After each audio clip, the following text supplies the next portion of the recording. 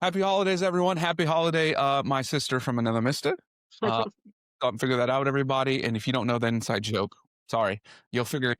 Look at the other episodes. Don't know what to tell you. But today's episode is going to be titled, or at least somewhat titled, and this comes from her herself. Just fucking do it. Right? Just fucking do it. And when it comes to marketing or ideas of things that we have to do, at the end of the day, just fucking do it. You got to get done. So without further ado, Kristina, welcome and happy. Thanks. Happy holidays.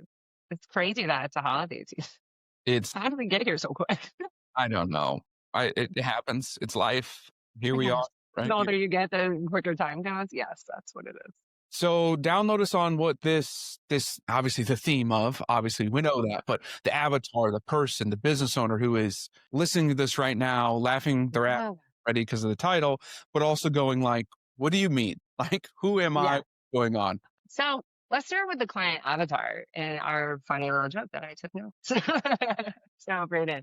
So when I think about the client that I'm going to be telling you guys today, I think about where he started. And the first thing was he's an expert, like genuinely an expert in his field. He knows his craft through and through, and he knows that. But like every other business owner, he didn't sign up to be a content creator. So even though he knew his craft, he was like, hey, I don't want to be a content creator. I know there are multiple people listening to this that feel that way. Shit, even I feel that way, and I am a content creator. You know what I mean? I think about the person who prefers to stay behind the scenes, doesn't necessarily want to get on camera. They're running the business, right? They wear all the hats. The last thing they want to do is be the front and center of the business. I know a lot of people as well who feel like that, right? We don't want to be front and center. We just kind of want to be in the magazine. Again, I'm with you. I feel the same exact way.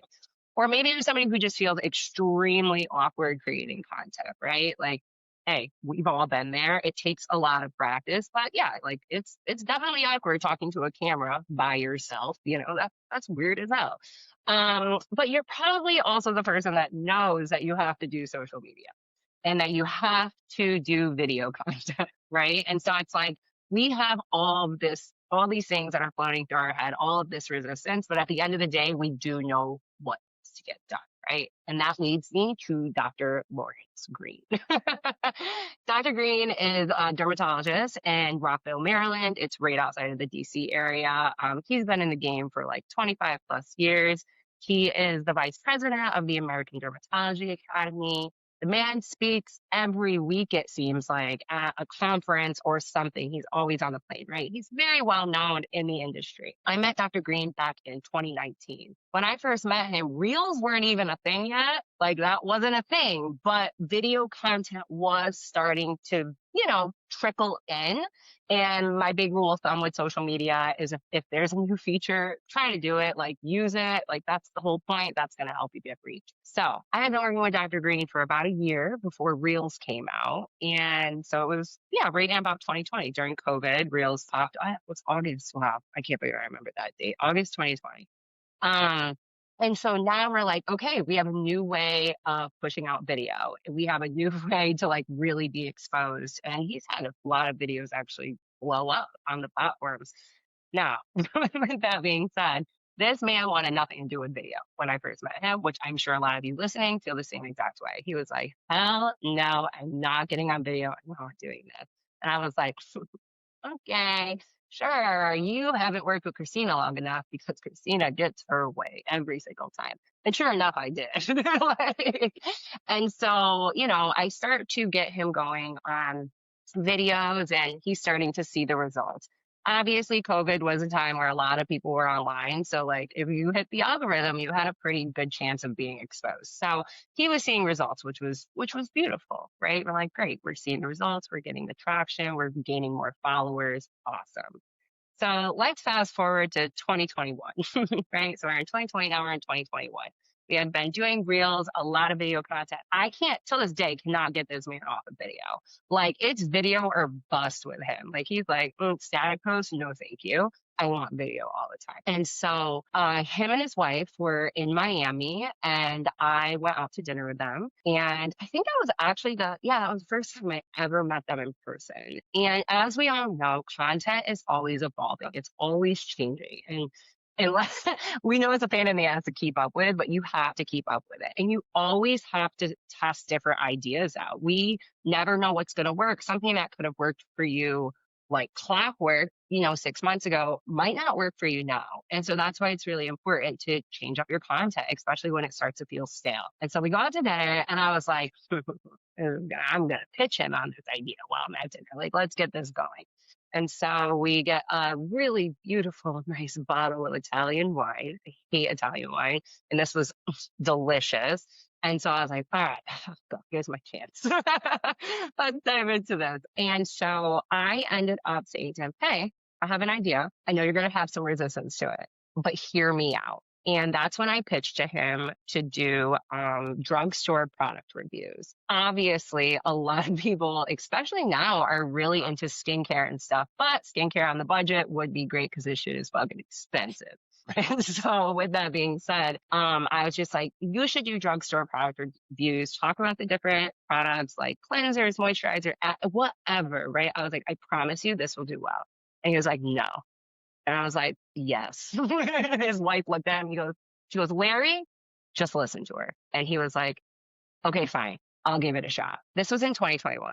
Till this day, it's our main piece of content. Till this day, 2025 going into 2026, our main piece of content. But it's not just about that, right? So like what happened once we started to implement these drugstore videos? Well, the first thing is we saw crazy growth on TikTok. We already were doing decent on TikTok because he would do extraction videos, but this just brought us to a whole new level.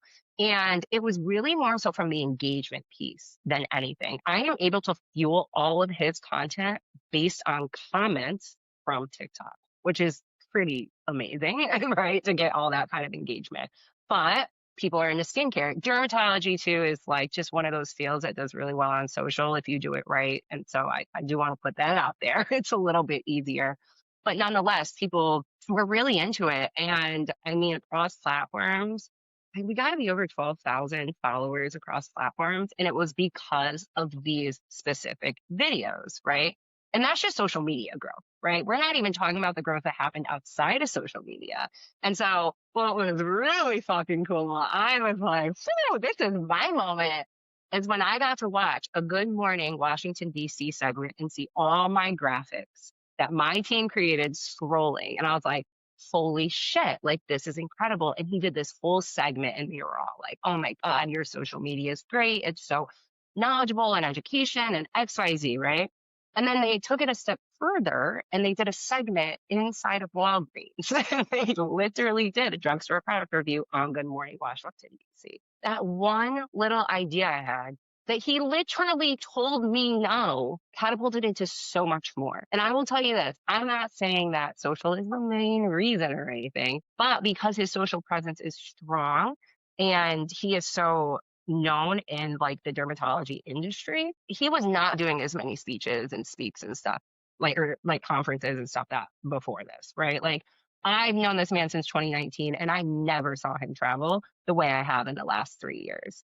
And it's just been, and again, not saying that, oh, social media is driving that, but I'm saying it helps it because it backs him up. And I always admit, that he doesn't get patients from social media. That's not what we're using it for, really. It's exposure of his craft and his expertise and like just how prominent in this industry he is. So that's why the title of this episode is just fucking do it. Because if he didn't just fucking do that, would all of that stuff happen? No, not at all. Talk us through like where you think, and I don't know if you've talked to him about this. I mean, it's been a while, but like where was he mentally and why he was saying no, right? Because in 2019, he didn't think in 2025 that he's traveling every week to speak. And I don't think that was probably a part of your whole strategy yet at that point. But where was he mentally, emotionally with like saying, no, I'm not doing those reviews? So I don't think this will go back to like your typical client. And I will be honest with that. If anybody knows him, they know how much he loves me. And when it really came down to it was trust. Like, honestly. And so, but I know not everybody has somebody that they're working with, and I get that, right? And so, for him, it came down to trust. He trusted me, he trusts my expertise. And to this day, he lets me do whatever the hell I want. Like, if I'm like, hey, we do get ready with me. So that was totally his idea. That was not my idea. Seeing a 62-year-old man doing get ready with me is ridiculous.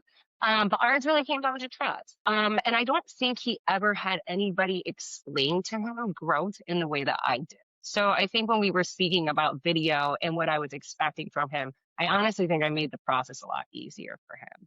Now, if you're somebody who doesn't have anybody to work with, you just got to get the fuck over yourself. Like, that's just what it comes down to.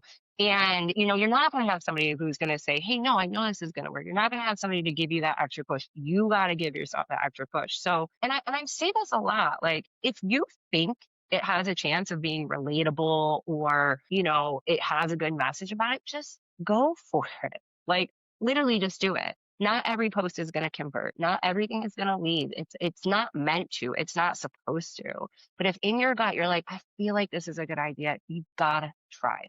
What worse could happen? No one sees it. It has minimal views. Like, I'm even like that with sales now. I'm like, I did this the other day. Like, somebody didn't answer to my proposal. I'm like, fuck this. I'm sending her the contract. I sent the contract. She signed it. She's paying the invoice today. Right. It was like, what's the worst that can happen? She has to sign the contract. Okay. Like, and I want to say, and this is coming from me personally, when I'm doing content stuff or thinking through ideas of, we try to create, as content creators, try to think of like our people who we're trying to talk to, but also we negatively, without even thinking about subconsciously, like we also don't want the haters to come out and then we have to defend what we're talking about, right? It's like twofold. The thing is, you have to get over that other part of it because it's going to happen regardless. There are bots everywhere attacking you for everything, right? But if you trust what you're saying and exactly what you're saying is, one, not illegal and stuff like that, then you're good, right? Just back it up, because I think the other part of it is, and you can quote me if I'm wrong, even engaging with bots, even though they're bots, and engaging in a way that everyone knows that they're bots, yeah. also helps your algo because it helps your engagement and it keeps going and going and going. So actually utilize that as more of a positiveness and not a draining, oh my God, this person's saying this and now I have to reply. And I get it. I've been there. It gets exhausting. But if you can flip the script in your brain of saying, I know they're a bot, I'm going to call all of that out and we're going to keep engaging, then when the people that you want to see it look through it, they're going to get your personality and go, oh, they're hilarious. And like, they know that's a bot, right? What do you say to making sure that after you just fucking do it, and what you're afraid of is typically getting attacked or feeling or looking a certain way? Now what from that, right? We're doing it. Now, how do I adjust to the next part? You got to keep doing it. I don't think you can adjust to the next part until you keep doing it. We all know that things are uncomfortable until they're not. And I know that's like a bullshit answer, but it's literally true. Like, I don't know what else to tell you. It's like, I get it. Like, there's plenty of times I look back on content even now and I'm like, why did I say that? Or why do I look like that? I mean, shit, even the last episode we did, I wanted to re-record because I was like, what happened there? Like, I don't even know, right? And Story told me no. And, we just put it out there and I got over it. And like, I think the thing to remember is to like, think of it like a 24-hour, right? Like, once it's up there, it will get the initial engagement. People forget about it in 2 days. And if they don't, well, then you did a damn good job and you got a good video, right? And so, yeah, I think it really just comes down to an ego. Just letting go of your ego. Like, and I always tell people, like, at the end of the day, are the haters or the bots or like whoever, are they paying your bills? No. Do you need to do this in order to be successful? Yes. So you are scared and you continue to fall further in the hole, or you get the fuck over it and you're on your way to like more success. It's not easy. Like, I'm not going to drive. I know I make it sound like it's a little more easier than it is. I know it's not easy, but it's just the nature of it. And you're not the only one. We're all making ourselves look like assholes on social. Come on, join. Let's do it. No. And then we talk about it all the time in my industry because it's cluster it itself. At this point, I just want it to go bad or good. I don't want it to be middle of the road. Like, give me something that's really crap people are calling me out on, or something that goes viral, because then you can do something. You can learn from it. You can engage with it. It's when you go through the mundane, like stuck at the 500, the 200, whatever they call it nowadays, but like 200 jail or it's whatever. Yeah. just when you're stuck there and there's no bad or good, you're just like, well, what am I do? Like, what am I doing this for? And And I, we've been there plenty of times. Like we have it happen to us. Like yeah, like that's valid and it's tough. But like you're saying, learn. You have to learn. Like I think once you can start treating social and content as like a numbers game in your head, like really lean into the metrics and be like, this shit tanked, but why do I think it tanked? Right? Like use it as a game. It becomes a lot easier because you really do start to detach from it. And again, like stop thinking social is the end all be all. If you're not doing the other things, then like social doesn't matter anyway. So correct. So, well, I appreciate everything. Happy holidays to you, our listeners, and everybody. To end this, what was the name of the theme again? go fucking do it.